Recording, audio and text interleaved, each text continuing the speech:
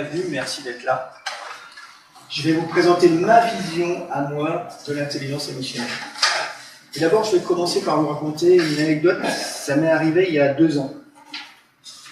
Il y a 2 ans, j'ai un coup de fil d'une personne qui fait appel à moi en tant qu'hypnothérapeute. Et ça m'a dérouté totalement parce que cette personne-là me dit que quelque chose la dérange profondément, notamment quand c'est un homme, quand il bat sa femme. Et il aimerait bien que je lui enlève cette gêne. Parce que vous comprenez que c'est vraiment très délicat pour lui, il supporte de moins en moins d'être pas bien après ça. Bon, il s'arrange pour qu'elle n'ait pas de traces, tout ça. L'entretien devient de plus en plus insupportable pour moi. Quand j'y repense là, ça me reprend les tripes. Et au fur et à mesure, j'arrive plus à parler du tout. Je ne peux plus sortir un mot. Je suis dans une colère immense, mais je suis totalement bloqué. Imaginez-vous à ma place. Quelqu'un qui vous déclare que ses gosses commencent à l'énerver aussi. Que bientôt il va s'en prendre à ses gosses. Et en fait, pour vraiment être honnête avec vous, c'est un jeu de rôle. Je suis en formation, et le formateur nous fait un jeu de rôle, il se fait passer pour un client. Et il le fait très bien, ce sont très très bons acteurs, et il m'a embarqué là-dedans. Je me suis laissé prendre au piège, mais vraiment, parce que j'étais dans une émotion tellement forte que je n'arrivais plus à rien. Il a fallu qu'il s'arrête et qu'il me dise: Pierre, pose ton regard, respire, et dis-moi ce que tu veux me dire. Et là, je l'ai insulté, je l'ai traité de tous les noms. C'est sorti d'un bloc. Je vais te tuer. Alors que c'est mon formateur, alors qu'on est dans un jeu de rôle. Mais c'était tellement puissant cette émotion qu'elle m'avait totalement scotché, que j'arrivais plus à rien. Et il a fallu que je lui dise: je vais te tuer, t'es un salopard. Je ne dis pas tous les autres mots qui sont passés. Et ça m'a soulagé d'un point. Alors bien sûr, en tant que thérapeute, on ne va pas répondre ça à quelqu'un qui appelle en disant qu'il bat sa femme, on est bien d'accord. Mais ça m'a permis de voir qu'en fait, j'étais l'otage de mes émotions. Alors, quelques émotions, après vous en avez une pléthore en fonction du niveau de l'émotion. La colère répond à quoi? Répond à un besoin d'écoute. À la base, si je me mets en colère, c'est qu'on ne m'écoute pas, c'est qu'on ne répond pas à mes exigences, d'accord, au cadre. Et en tout cas, il y a un besoin d'écoute. La peur, on a tous peur plusieurs fois par jour. Et la peur, vraiment, ça répond à un besoin de sécurité. Alors ces émotions, on les a depuis Néandertal et compagnie. Sauf qu'on vit aujourd'hui dans un monde totalement différent et que du coup, les émotions peuvent être complètement inadaptées à notre mode de vie actuel. La tristesse a besoin d'être consolée, d'être entendue, d'être reconnue. Et la joie, il n'y a pas beaucoup dans les sympas finalement, c'est un besoin de partage. Je veux partager la joie qui est la mienne. J'ai réussi des épreuves, je vais le partager. J'ai obtenu un diplôme, j'ai créé mon entreprise, j'ai partagé ma voix. J'ai obtenu le financement d'IMM, je vais partager ma joie. L'intelligence émotionnelle, elle devrait être apprise à l'école, dès le début. Pour ceux et celles qui ont des enfants, combien de fois, et vous-même en tant qu'enfant, combien de fois vous êtes entendu dire: un garçon, ça pleure pas. T'es pas une petite fille. Sois courageux. Ou une petite fille, ça se bagarre pas. Ça crie pas. Donc en fait, déjà là, on est en train de dire aux enfants: ne vivez pas vos émotions, c'est pas bien. Alors que c'est tout le contraire qu'il faut faire. Et du coup, en tant qu'adulte, on se retrouve à ne pas vivre nos émotions. À ne pas s'autoriser ce moment-là de dire: j'écoute mon émotion. Parce que c'est ça, l'intelligence émotionnelle, c'est vraiment d'écouter ses émotions. Laissez-la vivre, ses émotions. Tant que je n'écoute pas mes émotions, et c'est un vrai travail régulier, autant c'est pas un truc de spécialiste, tout le monde peut le faire, autant il faut travailler quotidiennement sur ces émotions pour arriver à les comprendre, parce que vous verrez, que quand on travaille quotidiennement ces émotions, on a tous des schémas qui se répètent. Et donc, quand on les comprend, forcément, on arrive derrière, en second temps, à maîtriser ces émotions. Et l'outil idéal, c'est l'écrit. L'idéal, ce serait d'avoir toujours sur soi un bloc-notes. Et quand quelque chose vous prend, vous saisit, c'est de prendre des notes. Et d'ailleurs, l'écrit va vous permettre de passer à un autre niveau de tension. Et l'outil que j'aimerais vraiment vous décrire, il est simple. Hein.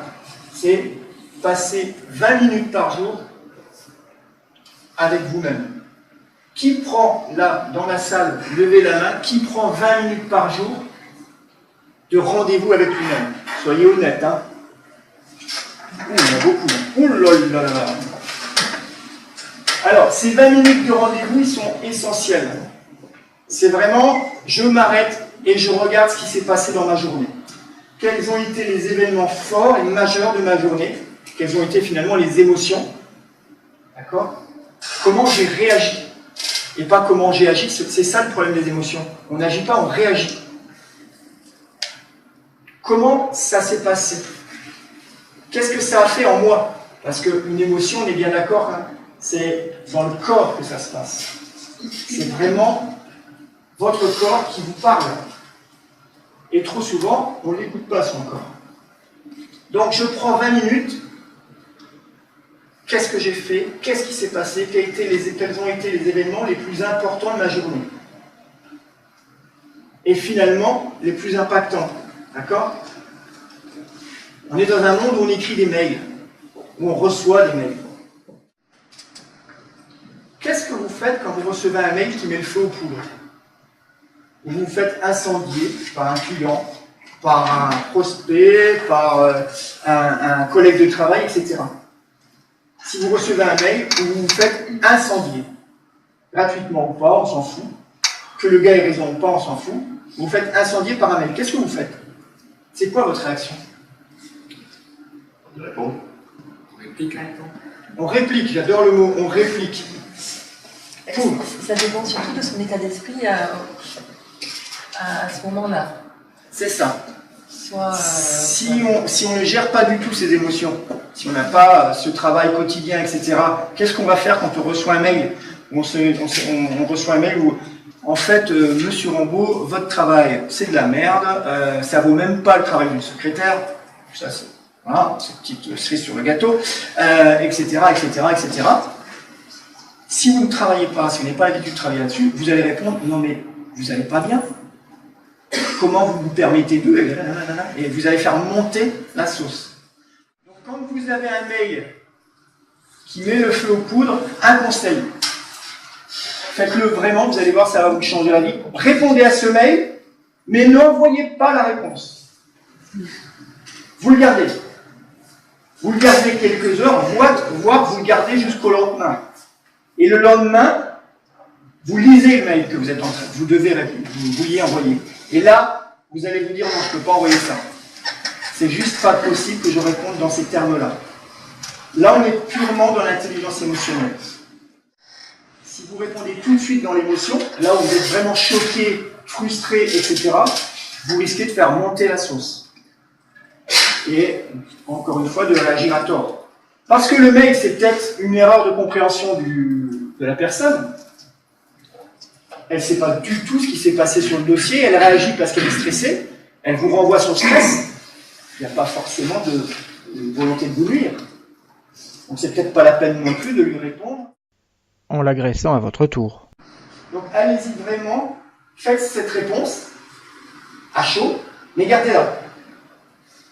Et répondez. Par contre, répondez. La pire des choses en termes d'intelligence émotionnelle, c'est de ne pas répondre du tout. Je courbe le dos et je laisse passer derrière. Enfin, je crois que je laisse passer derrière. Et les gens qui font ça, ils vont le faire en permanence. Sauf que là, les émotions, vous savez, quand on charge trop une valise, on n'arrive plus à la porter. Donc, je ne réponds pas tout de suite à ce mail. Par contre, je réponds. L'empathie, c'est vraiment un des outils de l'intelligence émotionnelle. Et ça ne nuit pas du tout à la productivité, l'empathie. C'est tout le contraire. Dans le management, celui qui ne comprend pas qu'un de ses outils majeurs, c'est l'empathie, il n'a rien compris. L'émotion, c'est une énergie. Une énergie qui vous traverse. Et donc, elle peut être brûlante, elle peut vous mettre dans un état de folie, que ce soit la tristesse, que ce soit la joie aussi, hein, que ce soit la colère, la peur. Et on le voit sur certaines personnes. Quelqu'un qui se met en colère, ça va se voir sur son visage. Ça peut se voir sur la couleur, la rougeur, l'expression.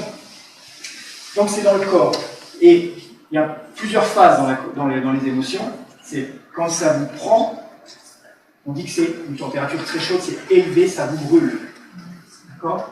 J'aime bien cette notion de température. Et donc quand c'est à chaud, brûlant comme ça, on n'y touche pas, sinon on va se brûler. C'est-à-dire que si on essaye de répondre à cette émotion, de réagir comme ça, tout de suite, on va se brûler. Et donc on risque de prendre une mauvaise décision. Donc quand c'est chaud, quand c'est brûlant, on n'y touche pas.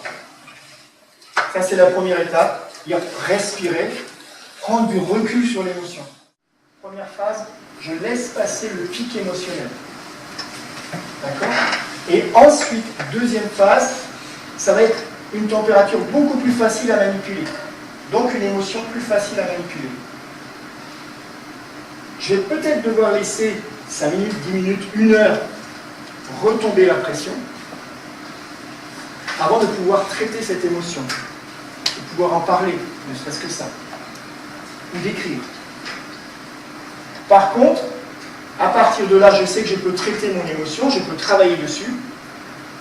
Il faut que je le fasse. Comme je le disais tout à l'heure, je ne peux pas la laisser derrière, mon émotion. Et là, j'ai 21 jours pour le faire.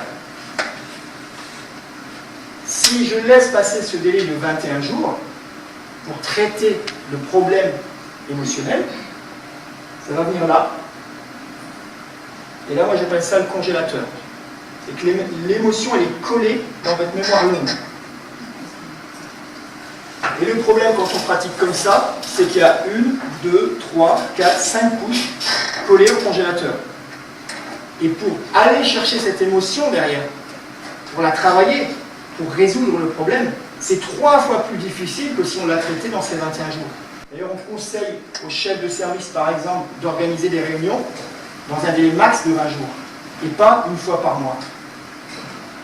Parce que sinon, eh ben, si c'est dit le mois dernier qui posait déjà problème, peut-être que c'est là.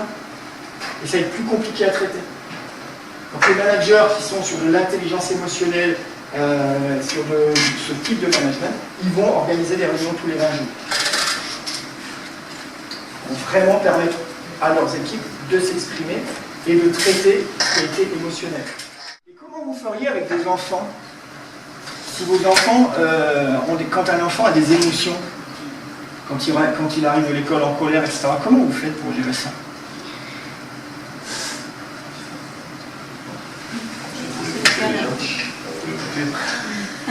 Écoutez l'enfant, ça c'est essentiel, et encore une fois, on n'a pas le temps, hein. C'est pas une critique. Hein. Et donc, souvent, on n'écoute pas les enfants, et on ne les incite pas à parler de leurs émotions. Donc, si vous avez des enfants en jeune âge, et qui sont effectivement face à des colères, ce genre de choses, le dessin, par exemple. À quoi elle ressemble ta colère? À quoi elle ressemble ta peur? C'est quoi cette tristesse? Tu veux me la dessiner? Ils adorent les gamins dessiner en général. Et ça va vraiment leur permettre d'extérioriser ce qui est à l'intérieur. Et vous allez du coup avoir une relation beaucoup plus pertinente, beaucoup plus efficace. Ah ouais, c'est ça ta colère. Donc il faut vraiment, notamment les enfants, leur enlever ce qui les gêne. Limite, c'est pas l'idée de leur faire du bien, c'est déjà leur enlever ce qui les gêne. La colère, la peur, la tristesse. Il faut vraiment inciter les enfants à parler de leurs émotions. Parce que sinon, très rapidement, on peut tomber dans l'excès inverse, c'est la torture émotionnelle. De bonne foi en plus, hein. Quand on est parent, on peut tout à fait comparer ses enfants et dire à un enfant qui revient avec des mauvaises notes, Ouais, j'en ai vraiment marre. Hein. Tu peux pas faire comme ton frère. Il réussit tout, ton frère. Donc qu'est-ce que je vais faire de toi? Imaginez émotionnellement l'enfant qui prend ça dans les dents. Et pourtant, en tant que parent, je veux tout faire pour que mon gamin réussisse. Et la première étape, c'est vraiment vous faire confiance. Soyez indulgent avec vous-même. J'arrive.